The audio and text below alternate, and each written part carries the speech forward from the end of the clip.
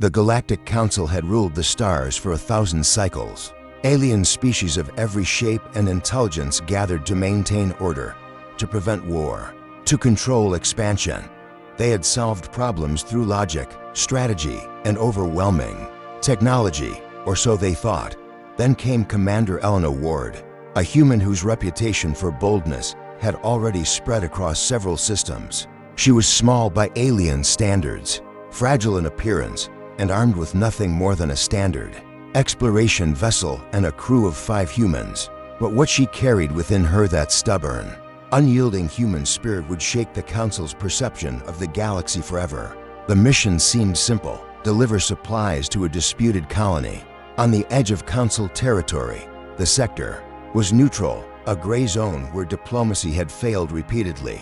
Ward's team approached cautiously, sensors scanning for hostiles.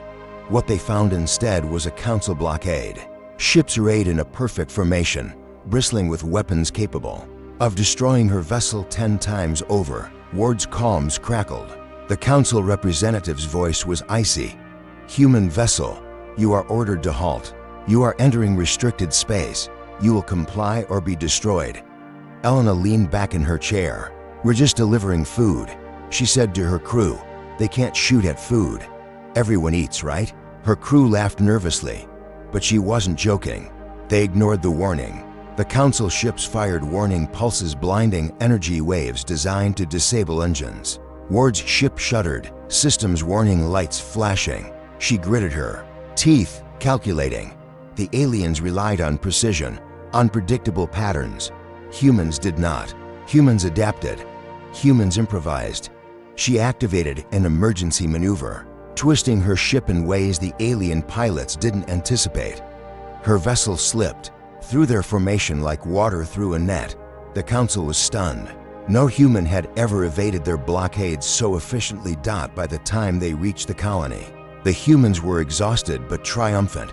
The colonists greeted them with cheers. Supplies were delivered, and the humans were already planning their return when an alert flashed on their sensors. Another Council fleet had arrived, larger than the first. This time, the Council was angry. They were not used to being challenged, and humans did not fear them. Elena looked at her crew. "We're going to teach them something they've never learned," she said. "Follow my lead, and don't panic." She devised a plan. They would use the colony's abandoned mining tunnels to move undetected. It was a risky maneuver, but humans excel at risk, especially when the odds are impossible. As the Council fleet scanned the surface, the humans slipped underground, out of sight, using ingenuity rather than firepower.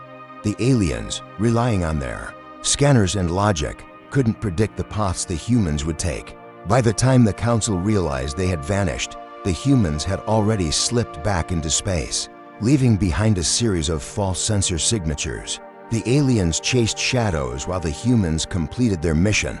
When the Galactic Council demanded an explanation, Ward requested an audience. She appeared in the Council chambers, standing alone before hundreds of alien delegates.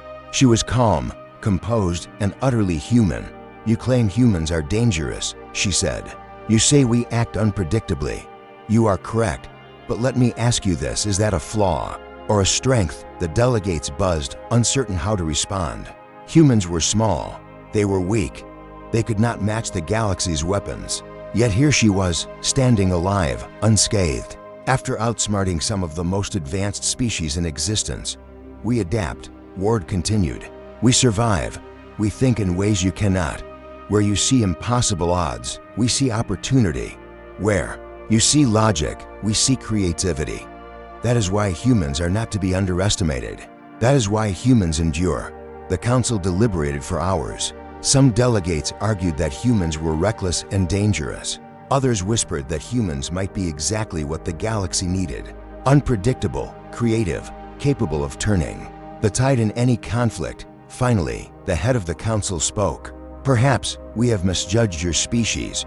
Ward smiled. "It's not about judgment. It's about understanding. Humans do not seek to destroy. We seek to survive, to protect, to push boundaries. And when necessary, we will do what it takes to protect life, even against impossible odds." The Council could not deny it. Humans had become a force not because of strength, not because of fleets or weapons, but because of sheer ingenuity, courage, and willpower. Word of the encounter spread across the galaxy.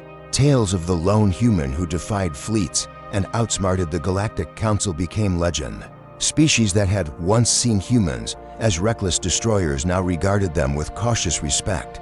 In diplomacy, in war, in survival, they were unpredictable, in ways no one could fully anticipate. Back on her ship, Ward looked at her crew. "We didn't win with firepower," she said.